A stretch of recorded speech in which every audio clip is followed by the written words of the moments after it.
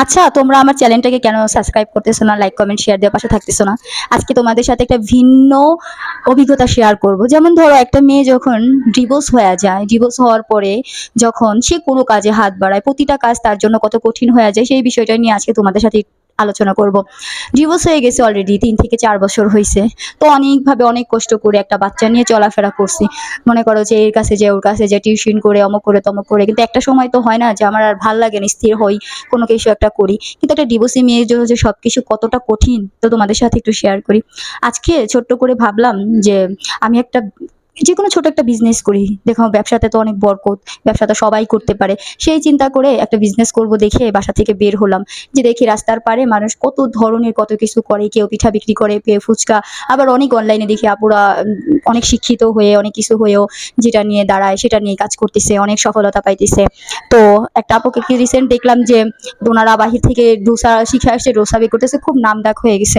তো আমি চিন্তা করলাম যে সবাই যদি পারে তাহলে আমি কেন পারবো না। কিন্তু আসলে সব যে জিনিসটা তুমি যখন সফলতার সামনে আনবা তখন না মনে হয় অনেক সহজ, কিন্তু সফলতার পিছে যে তুমি কি কি শ্রম দিছো বা কি কি সিচুয়েশনে কি কি তে পড়ছো, এটা আসলে কেউ বুঝতে চায় না আর বুঝেও না। যেমন ধরো, আজকে দোকান নিব দেখে, দোকান কই, রাস্তার পাটে ফুটপথ একটা ভ্যান বা একটা গাড়ি নিয়ে দাঁড়াবো বলে আমি গেছি। যাওয়ার পরে প্রথমে একটা লোকের কাছে গেলাম, তাকে মানে লোকটা থেকে সবসময় আমি এটা সেটা কিনতাম, উনি ওইখানে কাজ করে। তো একটা দোকানদার, ওনাকে জিজ্ঞেস করলাম, উনি এমন ভাবে বললো যে খুব কিছু। আর একজনকে জিজ্ঞেস করলাম, সে বলতেছে এত টাকা অ্যাডভান্স দিতে হবে, প্রতি মাসে দিতে হবে, চাঁদা দিতে হবে। এটা তো আমার সামর্থ্যের মধ্যে নাই, কারণ আমি তো এখন নুন আনতে পান্তা ফুরাই, আমার বাচ্চাটা অনেকদিন যাবত অসুস্থ।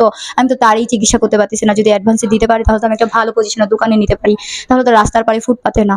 তো খুব সাহস নিয়ে দাঁড়াইলাম। আরেকজনের কাছে গেলাম, সে বলতেছে তোমরা হয়তো মেয়ে মানুষ, তোমরা কেন রাস্তায় দোকানদারি করবা, তোমরা বিয়ে করো, স্বামীর মাল হেফাজত করবা, অনেক কিছু। তো তাকে আমি বললাম, বিয়ে তো করছি, এখন বিয়ে না হলে কি, হ্যাঁ বিয়ে করছো, বিয়ে না হলে আবার বিয়ে বসবা, আবার বিয়ে বসবা কি?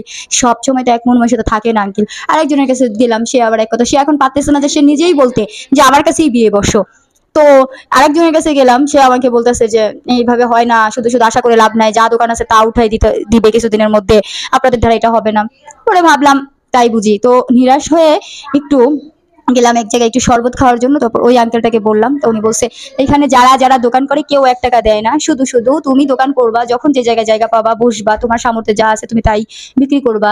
আজকে এখানে তুমি জায়গা পাও নাই, তুমি কালকে এখানে জায়গা পাবা, এভাবে এভাবে তুমি করবা।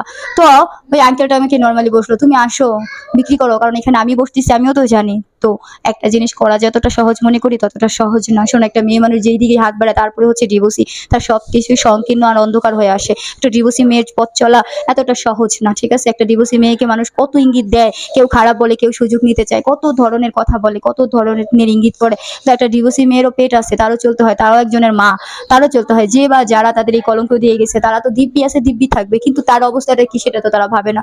বা ভাবুক আর না ভাবুক, যে আপাতত আছে তার তো বাঁচতে হবে, আর বাচ্চার জন্য মানুষ কিই না করে। তো একটা ডিভোর্সি মার পথ চলাটা এত সহজ না যতটা সহজ আর 5 জন বলার বিয়ে। বিয়েটা তো আরো সহজ না, বিয়ে তো করা যেরকম হাজারটা, সংসার না করতে পারলে পুরুষদের দাগ হয় না, মেয়ে